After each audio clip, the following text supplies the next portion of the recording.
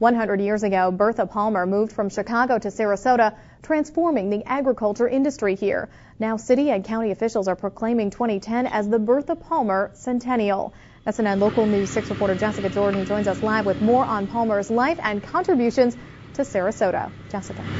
Yeah, Lauren, we are here at Pioneer Park, and this is the home of the Historical Society of Sarasota. And this group is spreading the word about one of Sarasota's pioneering women. 100 years ago, socialite Bertha Palmer took up residence in Sarasota. It was a drastic change of scenery and lifestyle. Palmer came from Chicago, where she was born into wealth. After attending the finest schools, she married Potter Palmer, a real estate mogul. She played golf with the King of England. She gave dinner parties at Sandringham Castle. She knew the Queen of Belgium. She traveled all over Europe. Her husband died in 1902, leaving her $8 million. And although she had homes in London and Paris, she decided to settle in Sarasota. Someday it would be my dream to find out why she made the decision to move here to Sarasota.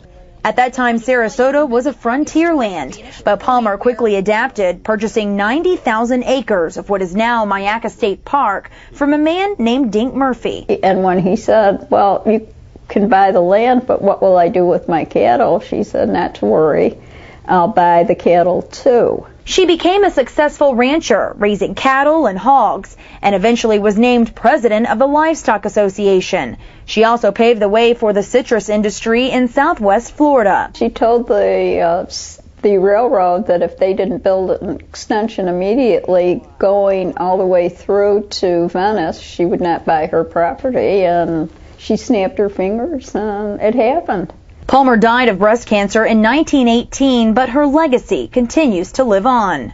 What we want at the end of this year is that there shouldn't be anyone in Sarasota who doesn't know Bertha Palmer, because she is worth knowing.